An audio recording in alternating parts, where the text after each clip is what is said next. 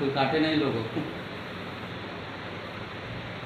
खगड़िया के अगवानी घाट पर पुल गिरता है और पथ निर्माण विभाग के सचिव प्रति अमृत पर सवाल खड़ा कर रहे हैं सभी राजनीतिक दल। मैं राजनीतिक दलों की बात को अगर छोड़ दें तो प्रधान सचिव पर क्यों सवाल होना चाहिए।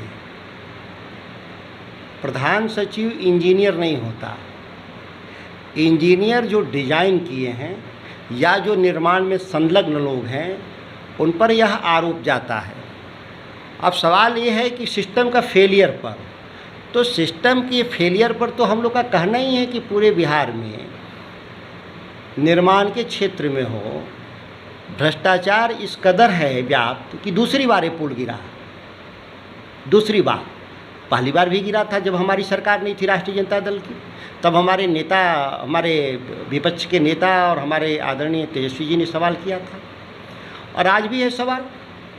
तो ये प्रधान सचिव का मसला नहीं है, ये बिहार में इंजीनियरिंग विभाग में जो एस्टीमेट का लूट है, जिस तरह से एस्टीमेट ओवर एस्टीमेटिंग करना और एक संगठित लूट तंत्र को जिसने स्थापित किया, और इसमें सभी दोषी हैं।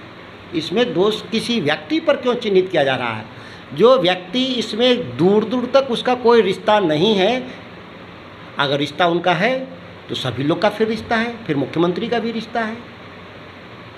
मुख्यमंत्री ने उनको अपॉइंट किया है, तो फिर मुख्यमंत्री कैसे बच रहे हैं? तो ये तो बलि का बकरा ढूंढने जैसी विषय हुआ। विषय ये है कि यह टूटा है दूसरी बार, और इससे पहले भी 2-3 पुल टूटे हैं बिहार में बड़े। तो क्या हुआ? हमारी जांच रिपोर्ट कहाँ है? हम क्या प्रिकॉशन लिया हम लोगों ने? हमने कोई स्ट्रैटेजी बदला? नहीं। इसलिए नहीं बदला कि जो ये लंबे समय से ये दोषारोपण की राजनीति होती रही, तथ्यपरक तरीके से इसकी हम लोग जांच करने का कोशिश नहीं किया कि मसला क्या है। दोषी कौन है? क्या दोषी पर कार्रवाई होगी? संपूर्ण सिस्टम फेल किया है, सरकार दोषी है। बिहार की सरकार में बैठे हुए लोग संपूर्ण रूप से सभी लोग इसमें दोषी हैं, कोई एक व्यक्ति दोषी नहीं है। इसीलिए यह गहन अध्ययन होना चाहिए कि किसके स्तर पे सबसे बड़ा फेलियर है। जहाँ तक मेरी जानकारी है, प्रधान सचिव कोई इंजीनियर नहीं होते कि उन पर यह दोषारोपण होना चाहिए। बीजेपी यह आरोप लगा रही है कि मुख्यमंत्री नीतीश कुमार किसी भी मंत्रालय में काम को सही से नहीं होने देते हैं, तमाम मंत्रालय में उनका दबदबा है। उनका बीजेपी का आरोप सही है, लेकिन वह बीजेपी 18 साल से नीतीश कुमार को मुख्यमंत्री क्यों बना के रखी? तो दोषी कौन हुआ इसमें? भारतीय जनता पार्टी दोषी हुआ, बीजेपी दोषी हुआ, जो 18 साल से नीतीश कुमार को मुख्यमंत्री बिहार में बना के रखा। तो जो बनाने वाले लोग हैं वो दोषी हैं, बनने वाला दोषी नहीं। अगर उनकी क्षमता नहीं थी, उनके अंदर कैपेबिलिटी नहीं थी, अच्छे प्रशासक नहीं थे, जो आरोप है बीजेपी का, तो उस व्यक्ति को क्यों उन्होंने मुख्यमंत्री बना के रखा? इसीलिए मैंने कहा संपूर्ण रूप से व्यवस्था फेल किया है। इसमें पक्ष और विपक्ष का सवाल नहीं है, दोषारोपण करने से नहीं काम चलेगा। इस बिहार की जनता का 1750 करोड़ रुपया इसमें डूबा है, ये सवाल सभी से होना चाहिए, पक्ष के रूप में, विपक्ष के रूप में। हम विधानसभा के भीतर बैठते हैं, हम बहसों में शामिल होते हैं, हम कटौती प्रस्ताव में शामिल होते हैं, हम बजट पास करते हैं विधायिका के रूप में। हम संपूर्ण रूप से इस सिस्टम को फेल करने में हम सहभागी लोगों में से हैं, उसमें मैं भी एक आदमी हूँ। विपक्षी एकता की जो बैठक होने वाली थी वो बैठक स्थगित हो गई है।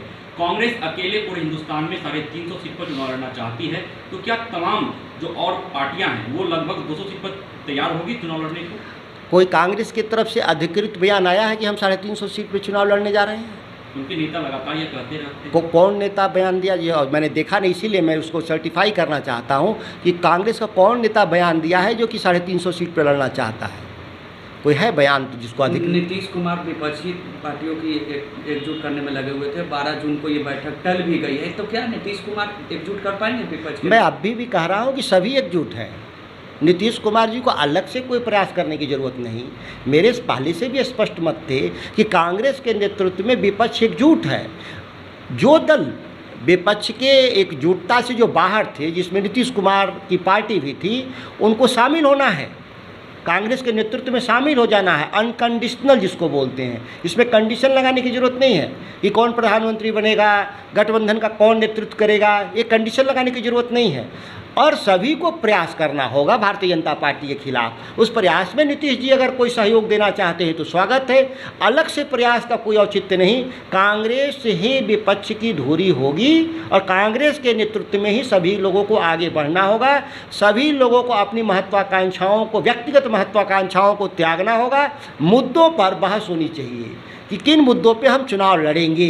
इसके लिए कोई अगर बैठक होती है तो कांग्रेस को जरूर आमंत्रित करना चाहिए और राय लेनी चाहिए देश भर के विपक्ष के लोगों को कि हम भारतीय जनता पार्टी के खिलाफ लड़ेंगे तो हम इस देश के जनता के सामने हम क्या मुद्दे पर जाएंगे। मुद्दे बड़े साफ हैं देश में। किसी को लगता है कि कुछ नए मुद्दे उसमें जोड़ने हैं तो उसका कांग्रेस को बुला करके स्वागत करना चाहिए, अन्यथा कोई औचित्य नहीं बैठक का। पटना क्यों? हमारे 30 राज्य हैं, 30 राजधानियां हैं, पटना क्यों?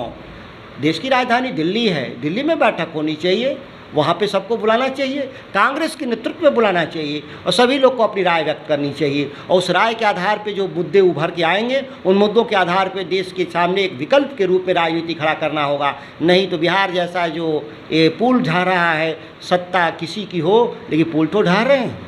विधायक जी, आप कह रहे हैं कि कांग्रेस के नेतृत्व में विपक्षी एकता आगे बढ़ेगी, लेकिन जदयू के तमाम नेता यह कहते नजर आते हैं कि नीतीश कुमार ही सबसे प्रबल दावेदार है प्रधानमंत्री उम्मीदवार के तौर पे। अब उनकी पार्टी जो जेडीयू के कार्यकर्ता हैं और उनके जो मतदाता हैं वो बिहार के भीतर हैं, देश के भीतर तो नहीं है। ये कोई चुनाव बिहार के मुख्यमंत्री का नहीं है, यह देश के प्रधानमंत्री का सवाल है। उन कार्यकर्ताओं मतदाताओं से अपील है कि आप एक बृहत्तर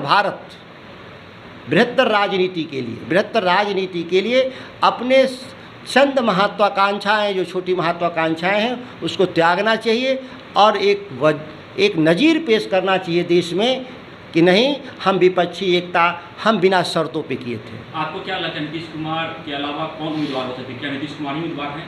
आपकी क्या राय है? मेरी राय ये है कि इस देश में 140 करोड़ 142 करोड़ आबादी है। मेरी राय में सैकड़ों लोग देश के प्रधानमंत्री बनने लायक हैं। एक नया ट्रेंड आया है कि कोई एक ही आदमी देश में प्रधानमंत्री बनने वाला है। हम उनके जैसे राय में हम सहमत नहीं हैं। विपक्ष के तौर से मैं दर्जनों लोग को नाम जानता हूं जो प्रधानमंत्री के योग्य काबिल लोग हैं, जो नरेंद्र मोदी से बेहतर परिणाम देंगे देश की राजनीति में।